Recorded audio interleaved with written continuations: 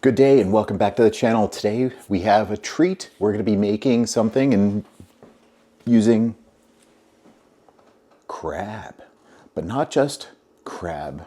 This is lump Maryland crab meat that's going to go into some egg bites. Going to be delicious. Can't wait. Welcome back to the PharmCook channel. This is the place where you get to eat well, have fun, and hopefully learn lots, especially about low carb and keto cooking. So now let's get ready and make some dinner.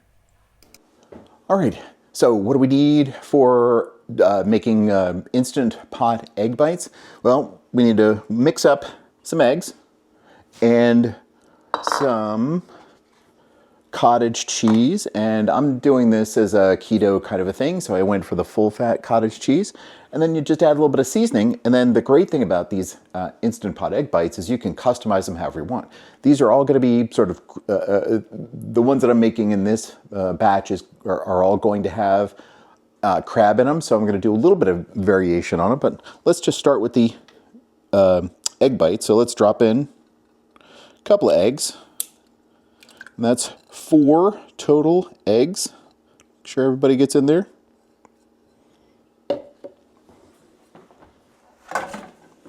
And this is about, I don't know, half a cup of cottage cheese. And that's the basic recipe. But because all of these are going to have crab in them, I need to put in some Old Bay. Just to do a little bit of seasoning.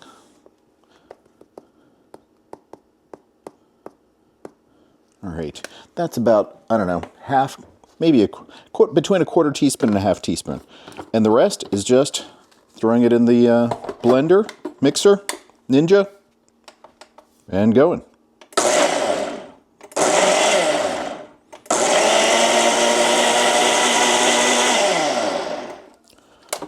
And that's it. Do you need to use a blender or mixer? No, you can use a whisk and a bowl, doesn't matter, but I have the tools, so might as well use them. Next step, we've got to get the Instant Pot ready and get our molds ready. So what is the next step in the process? Well, we've got our egg mixture, got our Instant Pot ready to go, has a rack in the bottom as well as about a cup of water, and that's going to help provide the steam that the Instant Pot needs to fully cook these the eggs. Got some silicone molds that each hold, I think these are 7 egg bites, and so I'm going to be doing 2 layers, so a total of 14.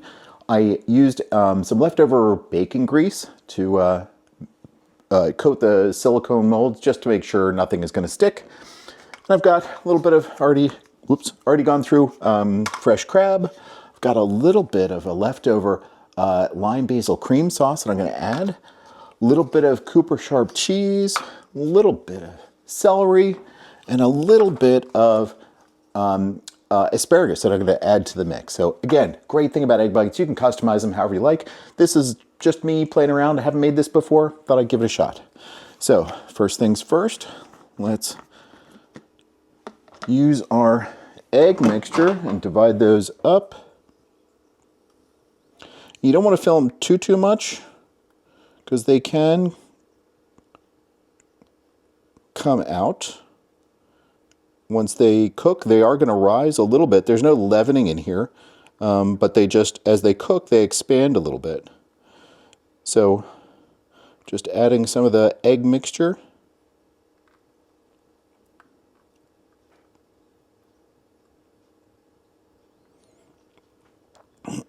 Trying to get them relatively even.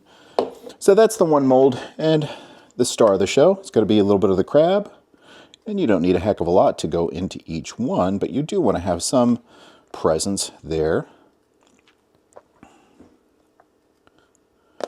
And it's fresh crab, so some of them are jumping.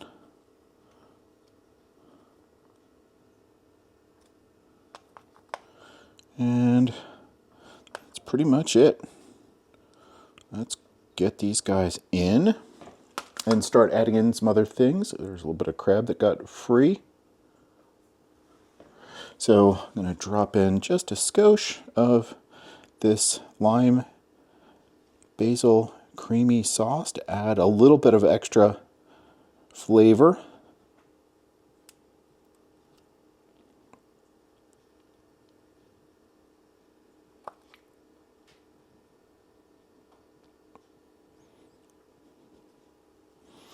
After that, a little bit of cheese. This is just regular old deli Cooper Sharp cheese that I think is super mild and super creamy, and I think goes very, very well with crab. So if you had like a crab quiche, same kind of concept that we're going for here.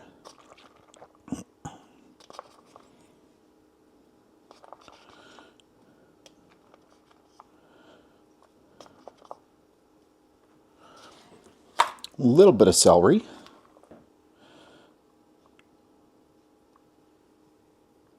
I think it goes very nicely with the crab.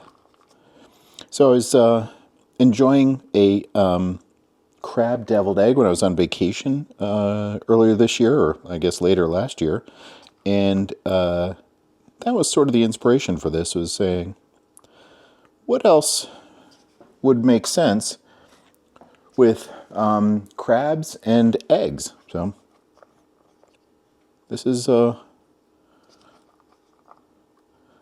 this is my go at trying to have that same sort of characteristic of crab deviled eggs, except not entirely. Alrighty, so we've got the asparagus, the crab, the cheese, the cream sauce. Everything's ready to go. I just need to get this other layer going. I'll be right back. Next step in the process, need to get these guys in here. They're in their molds. They're covered up. Let me pull the rack out. Gonna make sure the lids are on so that they keep everybody contained and keep water that can build up on the inside of the lid of the Instant Pot from dripping into your eggs. But that's it.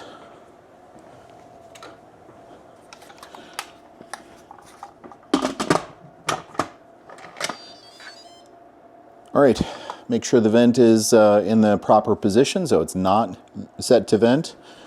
It's currently set to go at high pressure, and that's exactly what we want. Now we just have to tell it how long. So let's say pressure cook, and it's set for 14 minutes. Let's go 13 minutes. I think that'll probably be enough. And we'll check back after this guy gets done. We're gonna let it cook for the 13 minutes, and then we're gonna let it rest for about 10 and see what we have. All right, we're back. The pressure cooker has done its thing. Let's give them a try. These guys are still pretty warm. But let's see how they turned out. They look like they're cooked. See if they come out of the, oh yeah, they're nice and loose. That brushing the silicone molds with a little bit of reserved bacon grease seemed to do okay. Just want to get some of this extra moisture off. Nobody wants a soggy egg bite.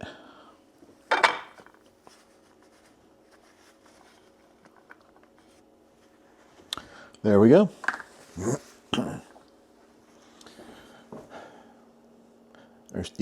I don't know if you can see, but there's a fair amount of steam coming off. I grab a little fork here and find one of these guys.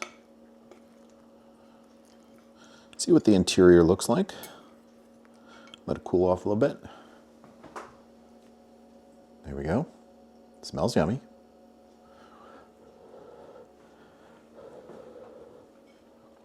Looks like everybody's cooked all the way. Oops. They're delicate and tender.